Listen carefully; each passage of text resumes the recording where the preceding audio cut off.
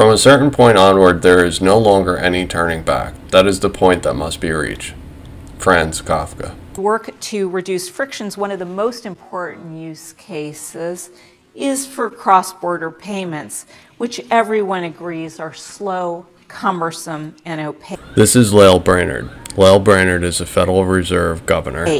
Authorities in many jurisdictions recognize the importance of cooperating across borders with each other and the private sector to address these cross-border frictions. So given the stakes, any global payments network will be expected to meet a high threshold of legal and regulatory safeguards before launching. More broadly, the work ahead is not easy. The policy issues that I've outlined are complex, the coordination challenges are significant, and there are few simple fixes. Context for viewers, it's kind of like going to a Jewish wedding and asking for a pork chop. It's, you know, it's just not really the done thing, particularly when it's at a central banking conflab organized by the US on US territory. So He's talking about Mark Carney's speech at Jackson Hole, where he discussed a synthetic hegemonic currency. Turn up there and you give a speech basically saying, guys, you know, the US dollar, you've had your day in the sun. We think we should replace you with something else. It's quite remarkable. And in fact, even before we go any further with the conversation, what I'm curious is, did they know in advance he was going to say that? Do you really think they gave him clearance, or did he just surprise them? Because I really politically can't work that out. Mark Carney publicly discussed the removal of the world reserve currency. When someone or a country threatens the world reserve status, there is usually bloodshed. When Mark Carney stated this publicly, there is no consequences.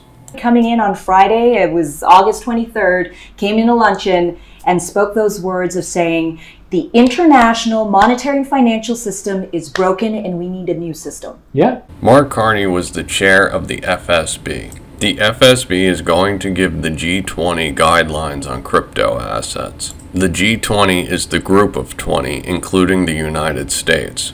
Benoit Curie, the head of the Global Innovation Hub for the BIS, is now giving recommendations to the FSB. Recommendations on crypto assets, global stablecoins. That is why I'm especially pleased that Benoit will continue to help us navigate these issues as the new head of the BIS Digital Innovation Hub.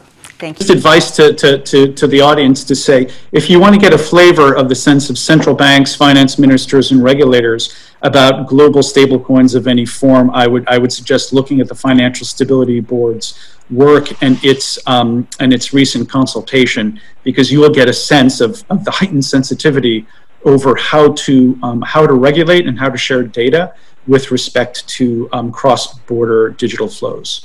The FSB's documents that have came out are concentrated on stablecoins. The FSB's focal point is about stablecoins. I got a lot of questions about the stablecoin proposal on the ledger.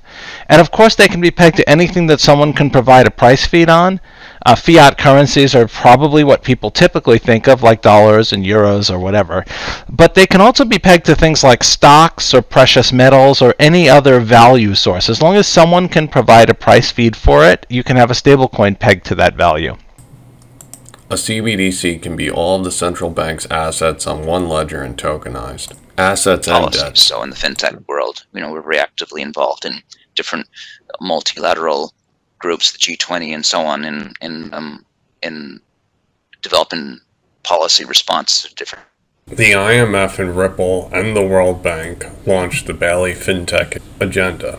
Quote, we also launched in conjunction with the World Bank the Bali FinTech Agenda, which is the most comprehensive framework of issues that countries need to think about when designing policy for fintech.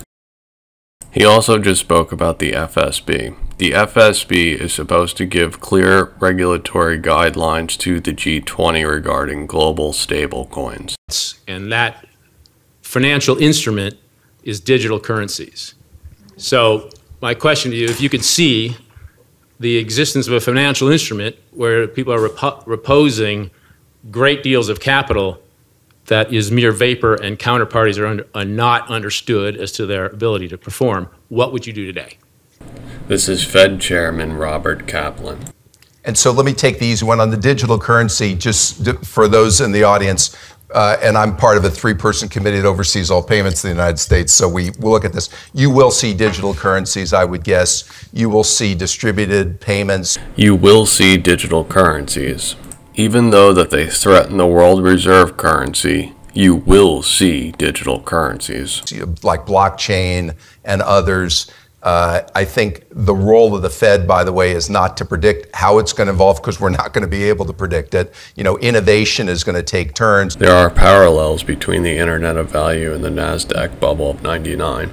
There will be winners like Facebook, Google, and Amazon. I think the job at the Fed is to try to keep up with it, understand it, be a convener. And people who are in this system want us to be a convener. And I think it's critical that we play that role. And then let's get to a fully transparent blockchain-based system, one that the central banks and government will regulate, taking advantage of the transparency of blockchain technology. Second question, I'm sorry to do this to you. So there is a currency which I think public policy officials in this realm should be very focused on, and it happens to be the world's reserve currency, the dollar. This exorbitant privilege that we've been given by the world isn't a birthright. We have to earn it every day. The exorbitant privilege of the dollar is being constantly abused. We have weaponized the dollar with sanctions, bailed out all of our corporates, gave stimulus money to the citizen, while the rest of the world gives away their goods and services for these dollars. And that's what backs our dollars, is the goods and services of all other nations. All other nations know this, and this is why you're seeing things like BRICS and Insta. When the Americans decide, well, you know what, our local economy is looking pretty hot, we're going to raise interest rates. Well, guess what? You're in country X trading with country Y on the other side of the planet, and suddenly you're finding your borrowing cost to do, you know, economic trade between these two places is being dictated by what's going on in America on the other side of the world that they couldn't even find you on a map, literally in some cases. Of course. The other aspect of this is sanctions. When we put sanctions on another country, all of their trade comes to a halt. They're cut off from the SWIFT system. We, the central bank, we, the Treasury, have to earn it. And so if we act myopically, if we react to a stock market move, we will yield this currency, which has provided the U.S. an incredible benefit, has made our funding for all of our companies better, has allowed us as a country to do things we wouldn't otherwise be able to do. So that is the currency that I'd be incredibly focused upon preserving its value, and that requires a seriousness of purpose that only the Federal Reserve can frankly deliver. So the question remains, how do we preserve the world reserve currency while taking advantage? We utilize XRP for trade and swap lines between central banks. The USA will be gifted the escrow, and in exchange, we will loosen our grips over the world economy without bloodshed. Crypto is the olive branch of these uncertain times. On the other piece, the only thing I would say is when I look at financial markets now, like in 2006 and 2007, when I see financial markets, instead of being comforted by low measures of volatility, if I had a real job, I'd be fearful. Risks are highest when measures of risk are lowest. When everyone in markets are chasing the same trade and are so certain about this, then any regular shock anywhere in the world comes to Rob's front desk and Chair Yellen's front desk, and the financial markets, instead of being a shock absorber, are a shock amplifier. He's saying that we've had it too good for too long. The littlest thing can send this whole system in a downward spiral. I would take no comfort by that kind of dynamic, and that would put me on the edge of my seat, because that would tell me that the problem in the world would become ours, and I would want to deal with those issues as abruptly and as upfront as I could. We deal with our problems by inflating them away, and other nations lose confidence in our dollars because they're printed so often. That's extremely disruptive.